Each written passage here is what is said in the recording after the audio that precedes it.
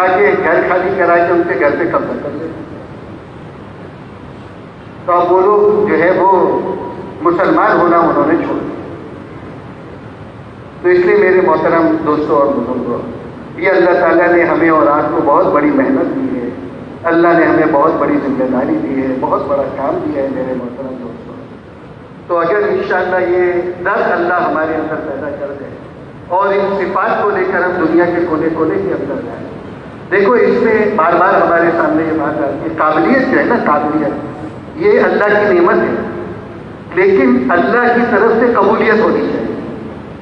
پھر اللہ وہ صفات خود پیدا کرتا ہے، جو صفات کی ضرورت ہوتی ہے وہ صفات اللہ تعالیٰ خود پیدا کرتی ہے. ہمارا تو ارادہ ہونا چاہیے. میں آپ کو ایک بات سناؤں. 1984 کی بات ہے، ہماری جماعت تھی برازیل کے اندر. یہ ہمارے مولانا عبدالحادی صاحب رحمۃ اللہ علیہ، حافظ حمید صاحب، ہم سب 7 مہینے کی جماعت تھی. 84 کی بات. تو میں اور مولانا عبدالحادی صاحب ہم دونوں وصولی کے لیے دوسرے شہر گئے. حالات وہاں کے تو اب بھی بہت ہی خراب ہیں، اس زمانے میں بہت مسائل، یعنی اس داڑھی اور کپڑوں میں سڑک پہ چلنا مشکل تھا، ٹریفک رک جاتا تھا اور بڑے مسائل تھے وہاں. تو خیر ہم چلے گئے دونوں وصولی کے لیے. پورا دن ہم گھومتے رہے، ایک آدمی کو تلاش کرتے رہے. اب نہ کھانا نہ پانی. ایک صاحب نے کھانے کے لیے ہمیں بٹھایا، لیکن ہمیں شک تھا اس کے کھانے پر، کیونکہ حلال کھانا ملنا بڑا مشکل تھا اس زمانے میں. پھر ہم نے نہیں کھایا. تو عصر کی نماز کے قریب پورے شہر میں کوئی مسجد نہیں تھی، ہزاروں کی تعداد میں مسلمان تھے. تو ایک کمرہ تھا، اس کو لوگ بطور مصلی استعمال کرتے تھے. جماعت نہیں ہوتی تھی، کوئی جماعت نہیں ہوتی. کبھی ایک آدمی نے پڑھ لی، کبھی 2 آدمی آ کے اپنی اپنی پڑھ کے چلے. لوگوں نے کہا کہ وہاں ہے، آپ کو نماز پڑھنی ہے وہاں جا کے پڑھ لو.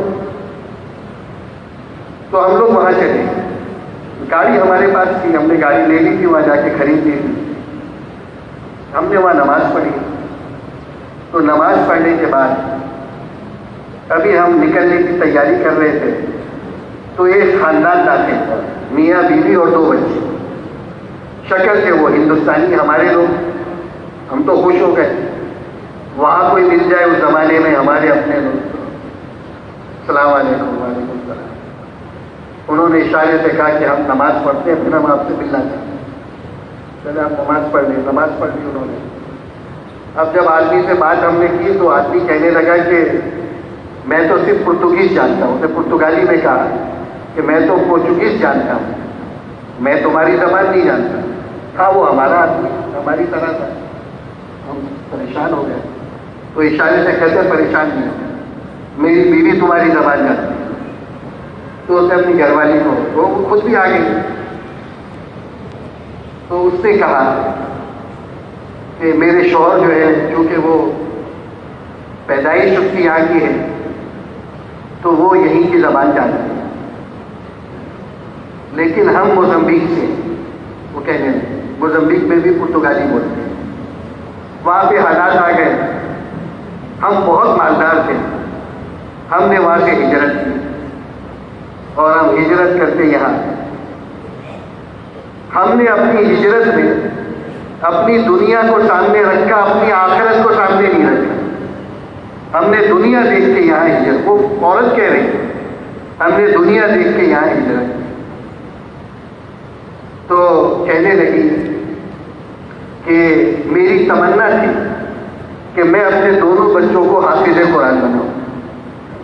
اور موزمبیق میں تو ماشاءاللہ ماحول بھی ہے، لیکن چونکہ ہمیں یہاں آنا پڑا. ابھی ہم یہاں سے 100 کلومیٹر دور رہتے ہیں. ہم کسی کام سے آئے تھے، واپسی میں ہم نے کہا نماز پڑھنے. جس شہر میں یا بستی میں ہم رہتے ہیں وہاں کوئی مسلمان نہیں ہے سوائے ہمارے. اب اگر میں مر جاؤں، وہ عورت کہتی ہے، تو اس بستی میں مجھے غسل دینے والی کوئی عورت نہیں، اور مجھے وہ عیسائیوں کے بیچ میں دبا دی. تو وہ عورت تو بالکل ہڈی اور چمڑا تھا، کاٹا ہو گیا. بہت روئی بہت، اور کہنے لگی بھائی صاحب، وہ اردو میں نہیں بات کر رہی، وہ ہماری ملکی زبان بول رہی، کیونکہ میمن بہت ہے نا موزمبیق میں۔ کہنے لگے بھائی صاحب، میں آپ سے ہاتھ جوڑ کے کہتی ہوں، میرے لیے ہمارے لیے ایک دعا کر دیں، آپ لوگ اللہ کے راستے میں ہیں، ہمارے لیے ایک دعا کر دیں، اللہ مجھے، میرے شوہر اور میرے بچوں کو کسی ایسی جگہ لے جائے جو مسلمانوں کا ملک ہو، ہم چٹنی روٹی دال روٹی کھا لیں گے، لیکن ہمارے بچوں کے دین کی حفاظت ہو جائے۔ تو جب آدمی کے سامنے دنیا ہوگی، پھر آدمی دنیا کو سامنے رکھ کے چلے گا، اور آدمی کے سامنے آخرت ہوگی تو اب ان لوگوں کے پاس پہنچنا۔ تبلیغی بیانات آفیشیل آن یوٹیوب، فیس بک۔ تو اس امت نے، ان لوگوں نے پھر اس امانت میں خیانت کی، پھر اللہ کی نگاہ میں ان کی کوئی قیمت نہیں، کیڑے اور مکوڑوں کی طرح کٹیں گے اور لوگ کاٹیں گے اور کچھ نہیں ہوگا۔ کیوں نہیں ہوگا؟ اس لیے کہ انہوں نے اپنے منصب کو نہیں پہچانا، اپنی ذمہ داری کو نہیں پہچانا۔ اللہ نے دنیا کو ذمہ داریوں کی جگہ بنائی، اور ذمہ داریوں کو پورا کرنے کا نام دین ہے۔ جو جتنا ذمہ دار ہے وہ اتنا دیندار ہے، اور جو جتنا غیر ذمہ دار ہے وہ اتنا بے دین ہے۔ اور جو ذمہ دار آدمی ہوتا ہے وہ ہر جگہ ذمہ دار ہے۔ جب وہ مسجد میں ہوگا تو مسجد میں بھی ذمہ دار ہوگا۔ دیکھو حضور انور صلی اللہ علیہ وسلم اس کائنات کے ذمہ دار ترین انسان تھے، اور اللہ نے آپ کو ساری صفات کا مجموعہ بنایا، اور اللہ نے آپ کو بہترین اخلاق عطا فرمایا، بہترین اخلاق، وَإِنَّكَ لَعَلَىٰ خُلُقٍ عَظِيمٍ، بہترین قسم کے اللہ نے آپ کو اخلاق عطا فرمایا۔ جب آپ مسجد کے اندر ہیں تو آپ سے زیادہ ذمہ دار اور عبادت گزار کوئی بھی نہیں۔ جب آپ گھر کے اندر ہیں تو آپ سے زیادہ محبت کرنے والا شوہر اور شفقت کرنے والا باپ آپ سے زیادہ کوئی نہیں۔ ازواج مطہرات فرماتی ہیں کہ ہم گھر میں بیٹھے ہوتے تھے، آپس میں بات چیت ہنسی مذاق تو ہر گھر میں ہوتی ہے، تو ہم ہنسی مذاق کر رہے ہیں، بات چیت کر رہے ہیں، تو اگر اچانک اللہ کے نبی صلی اللہ علیہ وسلم تشریف لے آتے تھے تو ہمیں اپنی گفتگو کے موضوع کو بدلنے کی ضرورت نہیں پڑتی۔ آدمی دفتر میں باس آ گئے، جو افسر ہے وہ آ گئے، آدمی کلاس میں استاد آ گئے، آدمی کیا کرتا ہے؟ اچھا وہ میں کیا بات کر رہا تھا، فوراً اپنی بات کو بدل کر، اور ہمیں وہ بات بدلنے کی ضرورت نہیں پڑتی، بلکہ آپ علیہ الصلاۃ والسلام ہماری گفتگو کے اندر شریک ہو جاتے ہیں۔ ایسا اللہ نے آپ کو بنایا۔ لیکن جب آزان کی آواز آتی تھی تو آپ کے چہرہ انور کا رنگ بدل جاتا تھا، اور آپ بھی پہچانتے نہیں تھے۔ حضرت عائشہ بیٹھی ہے، آزان کی آواز ہوتی ہے، آپ فرمانے تو کون؟ تو حضرت عائشہ فرماتی ہے، اے اللہ کے نبی میں عائشہ۔ اچھا کون عائشہ؟ آپ یہ پوچھ رہے ہیں۔ ایک دم اتنی تبدیلی آئی ہے، اور جب آپ میدان جنگ کے اندر ہیں تو آپ سے بڑا جرنیل اور آپ سے بڑا مجاہد کوئی نہیں ہے۔ تو آپ جس وقت جس جگہ پر ہیں وہاں سب سے ممتاز ہیں اور سب سے زیادہ ذمہ دار ہیں۔ تو اسی طریقے سے میرے محترم دوستوں، مسلمان جو ہے وہ ذمہ دار ہوتا ہے، اور دین ذمہ داریوں کے پورا کرنے کا نام دین ہے۔ کہیں بھی ہو وہ آدمی، کہیں بھی ہو، حقوق اللہ ہے اور حقوق العباد ہے، اور سارے پورے کرتے ہیں۔ آدمی یہ سمجھتا ہے کہ بھائی میں مسجد میں ہوں اور عبادت میں ساری چیزوں میں، لیکن جب وہ مسجد کے باہر تو پھر کیا فارغ ہو گیا ان ساری چیزوں سے؟ کیسے چلنا ہے، کیسے لوگوں سے معاملات کرنے ہیں. یہ پارکنگ ہے نا، پارکنگ، یہ صحیح کرنا یہ حقوق العباد میں سے. ایک دفعہ بہت پرانی بات ہے، ہمارے مکی مسجد جو ہے، ہم اس کے اندر گاڑیاں کھڑی کرتے تھے. یہ پورا کچا تھا علاقہ، جو باؤنڈری بنی ہوئی ہے نا مسجد جہاں سے شروع ہو رہی ہے، اس کے باہر وضو خانے کا جو علاقہ ہے یہ پورا اس زمانے میں کچا تھا. تو اس وقت ہم گاڑیاں اندر کھڑی کرتے تھے. تو ایک دن میں مکی مسجد آیا عصر کی نماز سے پہلے، تو میں نے گاڑی کھڑی کی. تو میرے برابر میں بھائی ابراہیم جبار صاحب رحمۃ اللہ علیہ، وہ بھی گاڑی پارک کر رہے تھے. تو انہوں نے مجھے آواز دے کے بلایا اور کہنے لگے، فرمانے لگے کہ آپ کی گاڑی تھوڑی سی تیز، اگر آپ اس کو سیدھا کر دیں تو 2 کی جگہ میں 3 گاڑیاں آ جائیں گی، اور یہ حقوق العباد میں سے، یہ حقوق العباد میں سے ہے. اب یہ لال بتی جل رہی ہو نا ٹریفک کی، اس پہ گزر جانا، پوچھ لیں علماء سے کیا پڑا، کہتے گناہ کبیرہ ہے، یہ حقوق العباد میں سے. تو بعض دفعہ آدمی ان چیزوں کی طرف آدمی کا ذہن نہیں جاتا. تو جس آدمی کو اللہ تعالیٰ دعوت کی محنت کے لیے قبول کریں گے اور لوگوں کی ہدایت کا ذریعہ بنائیں گے، وہ تو ایسے لوگ ہوں گے جو ذمہ دار ترین لوگ ہوں گے. غیر ذمہ داروں سے اللہ کام نہیں دیتا. غیر ذمہ دار آدمی ہوتا ہے نا، اس سے اللہ نہیں کام لیتا. ذمہ دار آدمی ہوتا ہے، اس سے اللہ تعالیٰ کام لیتا. تو ہمیں میرے محترم دوستوں یہ جو صفات ہے یہ اپنے اندر پیدا کرنی ہے، اور اس کے لیے ہمارا اللہ کے راستے کے اندر، اس کے لیے ہمارا نکلنا ہے اللہ کے راستے. دیکھو ہر چیز ہوتی ہے نا، اس کا کوئی مقصد ہوتا ہے نا. ایک آدمی کھیتی باڑی کرتا ہے، اس کی محنت کا مقصد کیا ہے؟ غلہ حاصل کرنا، پھل حاصل کرنا، وغیرہ وغیرہ، یہی مقصد ہے. اگر کسان کو پتہ چل جائے یا زمیندار کو پتہ چل جائے کہ میری اس کھیتی باڑی کی محنت سے اس سال مجھے کچھ نہیں ملے گا، فصل خراب ہو جائے گی، وہ آدمی محنت کرے گا؟ وہ نہیں کرے گا محنت. تجارت کی محنت کا مقصد کیا ہے؟ منافع کو حاصل کرنا، نفع کو حاصل کرنا. اگر ایک تاجر کو پتہ چل جائے کہ اس کاروبار سے مجھے نفع نہیں ہوگا، تو وہ تاجر اس تجارت کو کرے گا؟ کہتے نہیں کرے گا وہ، کیونکہ آدمی تجارت کرتا ہی نفع کمانے کے لیے ہے. تو تبلیغ اور دعوت کی جو یہ محنت ہے، اس سے ہم کیا چاہتے ہیں؟ تو میرے محترم دوستو، دعوت کی جو محنت ہے اس کے ذریعے سے ہم ہدایت چاہتے ہیں. دعوت کی جو محنت ہے اس کے ذریعے سے ہم احساس ذمہ داری چاہتے ہیں کہ آدمی کے اندر ذمہ داری کا احساس پیدا ہو جائے، اور کہیں بھی اللہ کی نافرمانی نظر آئے تو اس آدمی کے اندر ایک درد پیدا ہو جائے کہ یا اللہ یہ کیا ہو رہا ہے اور اس کے لیے مجھے کیا کرنا چاہیے.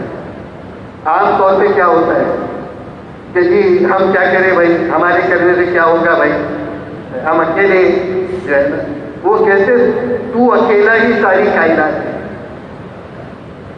اگر میں سدھر گیا تو جگ سدھر گیا، میں نے اپنی ذمہ داری پوری کر لی تو سارا کام. اگر ہر آدمی یہ سوچے تو مسئلہ حل ہو جائے گا. ہوگا یا نہیں ہوگا؟ ہو جائے گا. تو اس کے لیے میرے محترم دوستوں یہ کہتے ہیں کہ بھائی تبلیغ، یہ جو دعوت کی جو محنت ہے اس کو سمجھ کر کریں. دل و دماغ کہتے ہیں نا، دل و دماغ اس کام کو دو اور اس کام کو سمجھے. ہم ایک ہے ویسے ہی کرنا، تو ویسے ہی کرنا بھی نفع سے خالی نہیں ہے. وہ جو اجر و ثواب ہے وہ انشاءاللہ سب ملیں گے، لیکن اصل مقصد یہ نہیں ہے. جو آدمی کام کو سمجھ کے نہیں کرے گا وہ کام کو بغیر سمجھے چھوڑ بھی دے گا. بغیر سمجھے کیا، بغیر سمجھے چھوڑ دیا. اب حالات آ گئے پچھلے دنوں میں، یہ کام نہیں ہو رہا. کام کیوں نہیں ہو رہا؟ کام پہ کیا پابندی ہو؟ کوئی بھی پابند نہیں ہے. وہ فرمانے لگے مؤسس صاحب کے زمانے کی بات ہے کہ بھائی شب جمعہ ہے, ہمارا منگل کا مشورہ ہے, یہ ہماری ضرورت ہے, ہماری اجتماع کا ہونا ہے, یہ ہماری ضرورت ہے, لیکن اصل یہ کام نہیں ہے. اصل جو کام ہے وہ تو انفرادی محنت ہے. اصل جو کام ہے وہ لوگوں کے پاس چل کے جانا ہے. ہم پوری سیرت کو اٹھا کے دیکھ لیں تو آپ کی جو محنت ہے وہ زیادہ تو ہمیں اس پر ملتی ہے. اجتماعی اور اجتماع اور بیانات تو بہت کم ملتے ہیں. لیکن یہ بھی ساتھ فرمانے لگے کہ لیکن خطرہ کیا ہے؟ خطرہ یہ ہے کہ بڑی تعداد میں لوگ انہی چیزوں کو کام سمجھیں گے. اب وہ اجتماع میں آتے ہیں نا لوگ, بڑا نیا مجمع بھی آتا ہے, اب وہ بات کرنے والا بھی مطمئن, سننے والے بھی مطمئن. کام ہو گیا, شب جمعہ میں آئے, عصر کا بیان, مغرب کا بیان اور فجر اور جو بیانات ہوئے, اب ہزاروں کا مجمع مطمئن ہو کے جا رہا ہے بات کرنے. ماشاءاللہ بڑا مجمع ہے. تو وہ اجتماع میں لوگ آتے ہیں نئے نئے. ایک صاحب آئے, بہت بڑے آدمی تھے دنیا کے حساب سے. بھائی کیسا رہا آپ کا اجتماع رائے میں؟ الحمدللہ. بھائی کیا بات ہے. ارے بھائی وہ جو انداز ہوتا ہے لوگوں کا, بھائی ہم نے تو کبھی سوچا ہی نہیں تھا. بھائی اچھا پھر کیا ارادہ کیا آپ؟ کہتے ہیں انشاءاللہ آئندہ سال پھر آئیں. یہ سمجھے گا, کیا سمجھے گا؟ اگلے سال پھر آئیں گے. وہ کہتے ہیں یہ تو روزانہ 24 گھنٹے کا فکر ہے. احساس ذمہ داری کیا ہے؟ تو اب جو لوگ سمجھ کے کریں گے اور جو اس کو اپنی ضرورت سمجھیں گے, اپنا مقصد سمجھیں گے زندگی کا, تو وہ تو پھر ہر حال میں ان کے لیے ہر جگہ کام ہے. کام ہی کام ہے. جہاں چلے جائیں دنیا میں, ایسا لگتا ہے کہ اس سے زیادہ تو محنت کی ضرورت ہی نہیں. ایسا ہوتا ہے کہ نہیں, ہم سب جب تشکیلوں میں جاتے ہیں تو انداز ہوتا ہے کہ بھائی یہی سب سے زیادہ محنت کی ضرورت ہے. ہم ایک علاقے میں گئے فیروزے میں 2-3 مہینے پہلے, کراچی کے ایک علاقے میں 80% آبادی عیسائیوں کی. کراچی کی بات بتا رہا ہوں. اور 20% آبادی وہ مسلمانوں کی. 2-3 سال پہلے کوئی مسجد نہیں تھی وہاں, 8 گرجے ہیں وہاں پہ. اللہ نے کسی کو فکر نصیب کیا, کوئی صاحب وہاں گئے ہوں گے, تبلیغی ہی تھے کوئی, انہوں نے مسجد بنا لی, وہاں پہ محنت شروع کی. اللہ کے فضل و کرم سے اتنا زبردست تاثر ہے اس پورے علاقے میں, کیا مسلمان اور کیا غیر مسلمان. وہ جو ائمہ ہیں وہاں پہ بڑی محنت کرتے ہیں, دونوں بھائی ہیں, اور وہ پورا محلہ ان کا گھر ہے, علاقہ ان کا صفات ہے نا. انہوں نے کوئی تفریق نہیں رکھی مسلمان میں اور غیر مسلمان, سب کا ایک طریقے سے اکرام کرتے ہیں.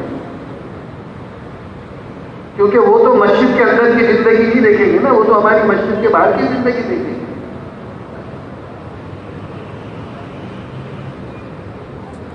تو کام کرنے کے لیے والے کے لیے ہر جگہ کام ہے.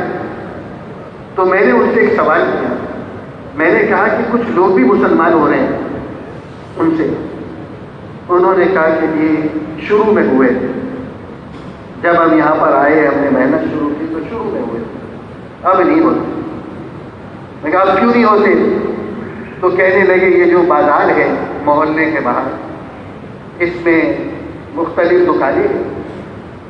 بازار تو سارا مسلمانوں کا ہے, تو اس میں کچھ لوگ ہیں وہ قسطوں پہ سامان دیتے ہیں, اور وہ قسطوں پہ پیسے بھی دیتے ہیں سود کے اوپر. تو یہ جو عیسائیوں کی غریب آبادی ہے, ان کے پاس پیسے نہیں ہوتے, جمع نہیں ہوتے, تو یہ اپنے شادی بیاہ کے لیے, غمی کے لیے ان سے ادھار قرض لے لیتے ہیں سود پر. 5,000 لے لیے, 25,000 لے لیے, 50,000 لے لیے. مکان ان کے 5 لاکھ کے, 7 لاکھ کے, 10 لاکھ کے. اب وہ بھر نہیں سکتے, سود پہ سود, سود پہ سود. وہ آ کر پھر دھمکا کے گھر خالی کرا کے ان کے گھر پہ قبضہ کر لیتے. تو اب وہ لوگ جو ہے وہ مسلمان ہونا انہوں نے چھوڑ دیا. تو اس لیے میرے محترم دوستوں اور بزرگوں، بنانے کی محنت ہے۔ اگر ہم یہ چاہتے ہیں کہ ہم اپنے دین پر جمیں اور اپنے ایمان پہ جمیں، اور پھر ہم اس اپنے ایمان پر بڑھیں اور لوگ دین کے اندر داخل ہوں، تو اس کے لیے ماحول کا بننا بہت ضروری ہے۔ اور یہ بہت ہی عام فہم اور روزانہ ہمارے تجربے کی بات ہے۔ پانی کو فریج میں رکھتے ہیں تو ٹھنڈا ہو جاتا ہے، چولہے پہ رکھتے ہیں تو گرم ہو جاتا ہے۔ کہتے کیوں ہوتا ہے ایسا؟ کہ وہاں ٹھنڈک کا ماحول ہے اور یہاں کیا ہے، گرمی کا ماحول ہے، تو ماحول کا اثر آدمی لیتا ہے۔ کوئی آدمی یہ کہے کہ جی اپنا ایمان مضبوط ہونا چاہیے ماحول جیسا بھی ہو، اس قسم کی باتیں ہم کبھی آپ سنتے رہتے ہیں کبھی کبھی، جی اپنا دل صاف ہونا چاہیے۔ تو میرے محترم دوستو، یہ فطرت کے خلاف ہے۔ اللہ نے ہم کو بنایا ایسا ہے کہ ہم ماحول کا اثر لیں گے۔ مثال کے طور پر بہت زیادہ سردی ہے، برف گر رہی ہے، مائنس ٹیمپریچر ہے، اور ایک آدمی نیکر پہن کر ننگا ہو کے بھاگ رہا ہے۔ بھئی کیا ہو گیا؟ کہنے لگے گرمی لگ رہی ہے۔ تو اس کے لیے لوگ کیا کہیں گے؟ کہیں گے جسمانی طور پہ بیمار ہے یا ذہنی طور پہ بیمار ہے۔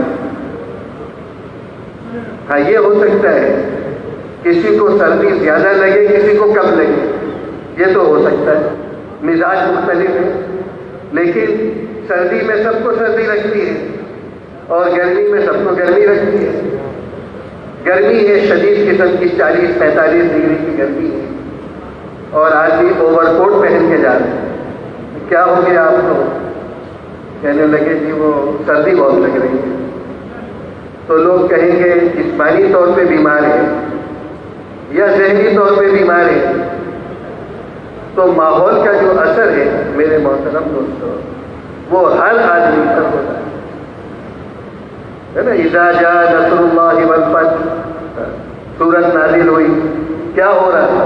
عمومی ماحول اللہ نے بنا دیا۔ اب فوج در فوج، قبیلے کے قبیلے، علاقے کے علاقے، وہ اسلام کے اندر داخل ہو رہے ہیں، اسلام کے اندر وہ داخل ہو رہے ہیں۔ تو میرے محترم دوستوں اور بزرگوں، اللہ تعالیٰ نے ہمیں اور آپ کو بہت بڑی سعادت عطا فرمائی، بہت بڑا منصب عطا فرمایا، بہت بڑا مقام عطا فرمایا۔ اللہ نے ہمیں جو منصب عطا فرمایا، ہم نے اپنے منصب کو عمومی طور پہ پہچانا ہے۔ دیکھو مثال کے طور پر ایک آدمی موچی ہے، جوتے بناتا ہے۔ ہمارے یہاں یہ عام طور پہ بہت ہی چھوٹا کام سمجھا جاتا ہے، لیکن اگر ایک آدمی جوتے بنا کر اور حلال کی روزی کما رہا ہے تو یہ کوئی عیب کی بات نہیں ہے، کوئی عیب کی بات، کوئی عیب کی بات نہیں ہے۔ حلال کی روزی کما رہا ہے، محنت کر رہا ہے، تو لوگ اچھا سمجھتے، برا نہیں سمجھتے۔ لیکن ایک بادشاہ کا بیٹا ہو، شہزادہ، اور وہ موچی کا کام کرے تو اب کیا کہیں گے لوگ؟ لوگ کہیں گے پاگل ہو گئے، اس نے تو اپنے منصب اور مقام کو ہی نہیں پہچانا۔ تو اللہ تعالیٰ نے ہمیں محمد صلی اللہ علیہ وسلم کی نیابت عطا فرمائی۔ اللہ نے ہمیں وہ ذمہ داری عطا فرمائی جو ذمہ داری اللہ تعالیٰ انبیاء علیہ السلام کو دیتے، جو ان کا مقصد بے شک ہوتا ہے۔ اللہ ان کو دنیا میں اس لیے بھیجتے ہیں تاکہ وہ انسانوں میں جا کر محنت کر کے انسانوں کی جان پہچان اللہ سے کرا دیں، جس کو ہم کہتے ہیں اللہ کی معرفت کو پیدا کرا دیں۔ آدمی اپنے اللہ کو پہچانے اس کی ذات کے اعتبار سے، اس کی صفات کے اعتبار سے۔ جب اس اللہ کی بڑائی دل میں موجود ہوگی اور اللہ کی طاقت اور اللہ کی صفات سامنے ہوگی تو پھر آدمی دل سے کہے گا اللہ اکبر، پھر آدمی چیزوں سے تاثر نہیں لے گا۔ پھر آدمی اللہ کے احکامات سے تاثر لے گا تو اللہ تعالیٰ نے ہمیں بہت بڑا منصب اور مقام عطا فرمایا. بہت بڑی اللہ تعالیٰ نے ہمیں ذمہ داری دی ہے. اگر ہم اپنے منصب پر ہوں گے، مقام پر ہوں گے، تو اللہ کی وہ مددیں جس کا اللہ نے قرآن میں وعدہ کیا اور اللہ کے نبی علیہ السلام نے جس کا وعدہ فرمایا، اللہ ان مددوں کو ظاہر کرے. اللہ کی وہ مددیں نظر آئیں. اللہ تعالیٰ ہمارے کام اللہ اعمال کے ذریعے سے ہمارے کاموں کو بنائے. ہمارے کام پھر اللہ اسباب کے ساتھ بھی بنائیں گے، بغیر اسباب کے بھی بنائیں گے.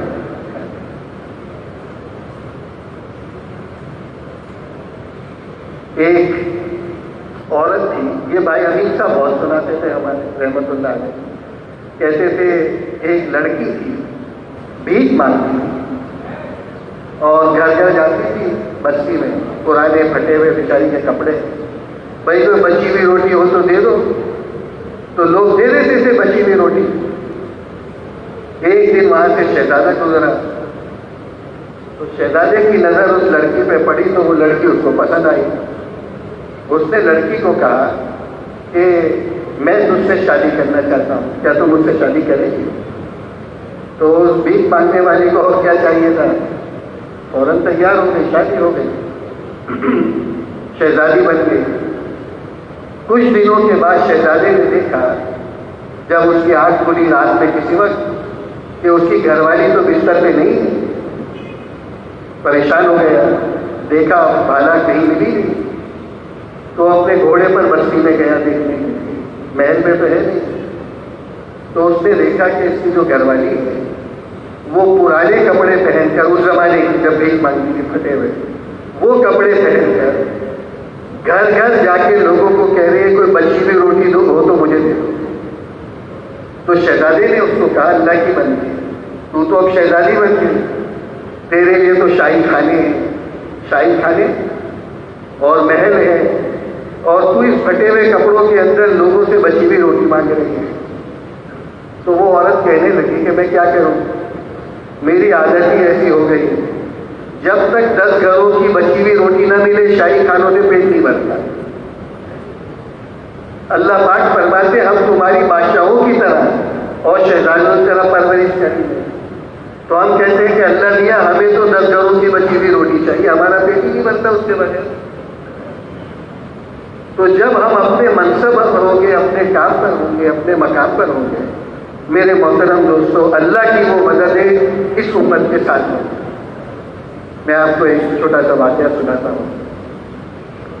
ہمارے یہاں ایک بڑے شیخ ہوتے تھے، عالم ہوتے تھے، مولانا فضل محمد سواتی رحمۃ اللہ علیہ، بروئی ٹاؤن کے پرانے اساتذہ میں تھے، بہت بڑے بزرگ آدمی تھے. وہ مولانا بنوری رحمۃ اللہ علیہ ان کو لے کر آئے تھے، کیونکہ ہمارے کہتے ہیں نا کہ جوہری جو ہے وہ ہیرے کو پہچانتا ہے. وہ جانتے تھے کہ کتنے بڑے آدمی ہیں. منگورا کے تھے، ان کو لے کر آئے. پھر اس کے بعد ایک زمانہ وہ پڑھاتے رہے ہیں. پھر اپنے ذاتی عوارضات کی وجہ سے وہ واپس اجازت دے کے منگورا چلے گئے. وہاں انہوں نے اپنا بڑا مدرسہ کھولا. خیر واقعہ یہ لمبا ہے، میں تو ایک بات آپ کو سنانا چاہتا ہوں. تو ایک مرتبہ ہمارے تبلیغ کے ذمہ دار حضرات سوال تھے، وہ ان کی خدمت میں گئے اور ان سے جا کے عرض کیا کہ حضرت 2 سال کی جماعتوں کا جوڑ ہے، تو اگر آپ تشریف لے چلیں. اور انہوں نے فرمایا تھا کہ کوئی ایسا تقاضا ہو تو مجھے لے جایا جائے، تو آپ تشریف لے چلیں ہمارے ساتھ.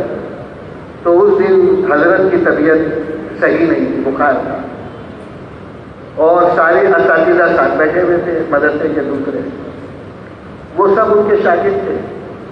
تو اساتذہ نے کہا کہ جی ان کی طبیعت ٹھیک نہیں ہے تو یہ تو جا نہیں سکتے، اور دوسرے یہ کہ ان کا گھنٹہ ہے، پڑھانا ہے ابھی. تو مولانا فضل محمد صاحب رحمۃ اللہ علیہ فرمانے لگے کہ نہیں بھائی ہم تو جائیں گے. کیونکہ یہ اشاعت دین کا مسئلہ ہے، یہ دین کے پھیلانے کا مسئلہ ہے۔ میں تو جاؤں گا، تو کوئی ظاہر ہے کوئی کچھ کہہ نہیں سکتا تھا ان کو۔ خیر وہ گاڑی میں بیٹھ گئے۔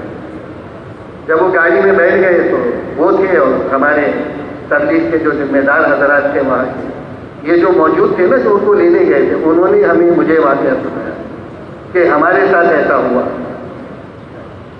ہم لوگ تھائی لینڈ میں تھے، وہاں پر انہوں نے یہ واقعہ سنایا۔ تو فرمانے لگے کہ جب مولانا بیٹھ گئے گاڑی میں تو انہوں نے فرمایا، مولانا فضل محمد صاحب رحمۃ اللہ علیہ، کہ دیکھو بات یہ ہے، جو کام میں چھوڑ کر آیا ہوں نا، یعنی سبق پڑھانے کا، کہیں تم اس کو کم نہیں سمجھ گئے، وہ حفاظت دین ہے، یہ اشاعت دین ہے، اور دونوں ضروری ہیں۔ پھر اس کے بعد چلے وہ تو پہنچ گئے وہاں پر جماعت کے پاس۔ تو ساتھیوں نے کہا حضرت کچھ بات فرما دیں۔ کیا میں نے تو تمہیں پہلے کہا تھا میں بیمار ہوں۔ تو ساتھیوں نے کہا کہ آپ کے سامنے کرے گا کون بات، تھوڑی بات کر دیں آپ۔ تو فرمانے لگے ٹھیک ہے۔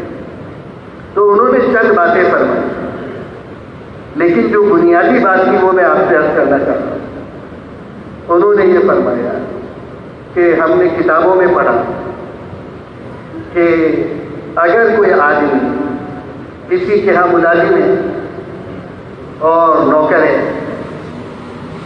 اور فیکٹری میں کام کرتا ہے، مشینیں چل رہی ہیں، اور کام کے دوران اس کا ہاتھ کٹ گیا، ہاتھ آ گیا مشین میں تو ہاتھ کٹ گیا اس کا، تو اب یہ جو اس کا مالک ہے وہ اس کو کیا دے گا اس کے عوض میں، دیت کہیے یا جو بھی معاوضہ کہیے۔ تو انہوں نے فرمایا کہ اتنے ہزار اس کو ملیں گے، مثال کے طور پر اتنے ہزار اس کو دینے پڑیں گے۔ اور فرمانے لگے، یہ بھی ہم نے کتابوں میں پڑھی کہ اگر ایک آدمی چند 100 روپے چوری کر دیے اور پکڑا گیا اور اسلامی حکومت ہے تو اس کا ہاتھ کاٹا جائے گا۔ تو خود فرمانے لگے کہ مسئلہ سمجھ میں نہیں آتا، وہاں ہاتھ کی قیمت ہزاروں ہے اور یہاں سینکڑوں پہ ہاتھ کاٹ دیا، ایسا کیوں ہوتا ہے؟ تو فرمانے لگے جب ہاتھ میں امانت داری تھی تو اس کی قیمت ہزاروں میں تھی، اور جب ہاتھ کے اندر خیانت آ گئی اور امانت داری ختم ہو گئی تو پھر اس کی قیمت سینکڑوں بھی ہے۔ فرمانے لگے یہ جو امت ہے اس کو ایک امانت دی گئی، اگر وہ اس امانت کو سنبھالے گی اور امانت میں رہے گی تو اللہ کی نگاہ میں ان کی قیمت ہے اور اللہ کی مدد اس کے ساتھ ہے، اور اگر وہ چیز نہیں ہے تو اس امت نے، ان لوگوں نے پھر اس امانت میں خیانت کی، پھر اللہ کی نگاہ میں ان کی کوئی قیمت نہیں، کیڑے اور مکوڑوں کی طرح کٹیں گے اور لوگ کاٹیں گے اور کچھ نہیں ہوگا۔ کیوں نہیں ہوگا؟ اس لیے کہ انہوں نے اپنی منصب کو نہیں پہچانا، اپنی ذمہ داری کو نہیں پہچانا۔ اللہ نے دنیا کو ذمہ داریوں کی جگہ بنائی، اور ذمہ داریوں کو پورا کرنے کا نام دین ہے۔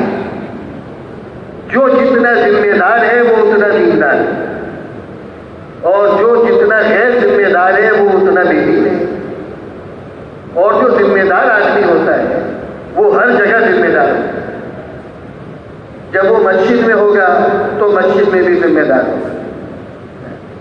دیکھو حضور انور صلی اللہ علیہ وسلم اس کائنات کے ذمہ دار ترین انسان تھے، اور اللہ نے آپ کو ساری صفات کا مجموعہ بنایا، اور اللہ نے آپ کو بہترین اخلاق عطا فرمایا، بہترین اخلاق، وَإِنَّكَ لَعَلَىٰ خُلُقٍ عَظِيمٍ، بہترین قسم کے اللہ نے آپ کو اخلاق عطا فرمایا۔ جب آپ مسجد کے اندر ہیں تو آپ سے زیادہ ذمہ دار اور عبادت گزار کوئی بھی نہیں۔ جب آپ گھر کے اندر ہیں تو آپ سے زیادہ محبت کرنے والا شوہر اور شفقت کرنے والا باپ آپ سے زیادہ کوئی نہیں. ازواج مطہرات فرماتی ہیں کہ ہم گھر میں بیٹھے ہوتے تھے، آپس میں بات چیت ہنسی مذاق تو ہر گھر میں ہوتی ہے، تو ہم ہنسی مذاق کر رہے ہیں، بات چیت کر رہے ہیں، تو اگر اچانک اللہ کے نبی صلی اللہ علیہ وسلم تشریف لے آتے ہیں تو ہمیں اپنی گفتگو کے موضوع کو بدلنے کی ضرورت نہیں پڑتی. آدمی دفتر میں باس آ گئے، جو افسر ہے وہ آ گئے، آدمی کلاس میں استاد آ گئے، آدمی کیا کرتا ہے؟ اچھا وہ میں کیا بات کر رہا تھا، فوراً اپنی بات کو بدل کر، اور ہمیں وہ بات بدلنے کی ضرورت نہیں پڑتی، بلکہ آپ علیہ الصلاۃ والسلام ہماری گفتگو کے اندر شریک ہو جاتے ہیں. ایسا اللہ نے آپ کو بنایا. لیکن جب آزان کی آواز آتی تھی تو آپ کے چہرہ انور کا رنگ بدل جاتا تھا اور آپ بھی پہچانتے نہیں تھے. حضرت عائشہ بیٹھی ہے، آزان کی آواز ہوتی ہے، آپ فرما رہے تو کون؟ تو حضرت عائشہ فرماتی ہے اے اللہ کے نبی میں عائشہ. اچھا کون عائشہ؟ آپ یہ پوچھ رہے ہیں. ایک دم اتنی تبدیلی آئی ہے. اور جب آپ میدان جنگ کے اندر ہیں تو آپ سے بڑا جرنیل اور آپ سے بڑا مجاہد کوئی نہیں. تو آپ جس وقت جس جگہ پر ہیں وہاں سب سے ممتاز ہیں اور سب سے زیادہ ذمہ دار ہیں.